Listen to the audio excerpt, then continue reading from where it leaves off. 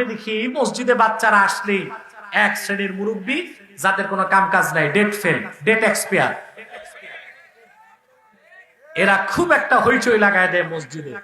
বাচ্চাদেরকে যদি কানে ডলা দেয়, না মুরব্বী, মসজিদ তোমার বাবার পৈতৃক সম্পদ নয়।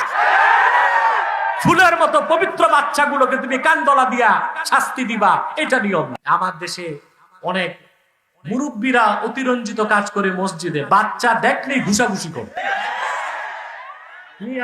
বাচ্চা যদি মসজিদে আসলে এইভাবে পিটাও, তো আর মসজিদে আসবে না, সিনেমা হল খুঁজবে। ওটাকে আদর করে বাচ্চাদের বুকে লাগায় চুমা দিয়া বলতে হবে, তুমি মসজিদে আসছো, আল্লাহ তোমারে অলি বানায় দে। তারপর ওদেরকে নিয়ে পেছনের কাতারে দাঁড় করাই দিতে হবে। এটা হচ্ছে নিয়ম।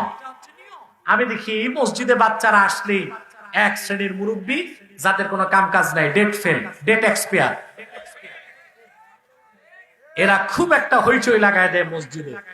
বাচ্চাদেরকে যদি কানে ডলা দেয়, না মুরব্বী, মসজিদ তোমার বাবার পৈতৃক সম্পদ নয়। ফুলের মতো পবিত্র বাচ্চাগুলোকে তুমি কান ডলা দিয়া শাস্তি দিবা, এটা নিয়ম না।